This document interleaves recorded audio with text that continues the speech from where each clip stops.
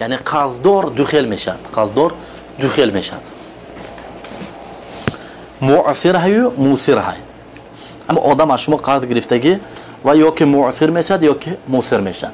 معسر گفته که میگویم یعنی آدمی که قرضدار شرایطش نیست.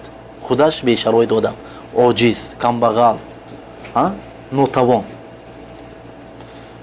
نیست. خلاص گرفت مثلا گفت که بعضی اگه میتیم و مسکینه نه خونش نه یک ماشینش هیچ چیز ندارد یعنی.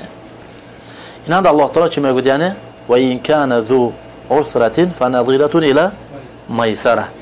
اگر مثلا همین خیلی حالتان باشد و به چی میسره یعنی دیگه چی میتیم یعنی چی بگیم یعنی مهلت میتیم. دیگر مهلت میتیم یا که میبخشیم. این حالتان یعنی یک ماه مهلت داده بدیم با یک ماه دیگه یا یک سال دیگه میتیم تا که یعنی شرایطی شود. فهمدید آدم صادق فریب نمیکنه لیکن همین خیلی احوال بهش افتاده موند یعنی.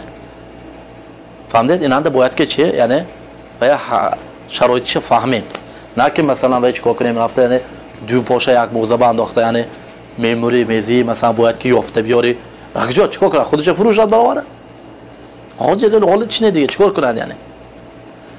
و دویمش گفتم موسر یعنی آدمی با شرایط آدمی ثروتمند آدمی بوی لیکن مثلا چیه یعنی دروغ گفته استفاده است یعنی هست شرایطش لیکن نمیتونه. این حالت اند انسان میتواند چیکار کند یعنی حکومت شکایت کند یا که خیلی صبر میکند یا که بیند که حقیقتا شرایط چیه و مثلا چیه یعنی فریبکار نصاب فریبکار نصاب مثلا و فریبکار خیلی فریب دادنی و هم میتواند چیکار کند یعنی حکومت شکایت کرده با واسطه حکومت قرضش رویاند.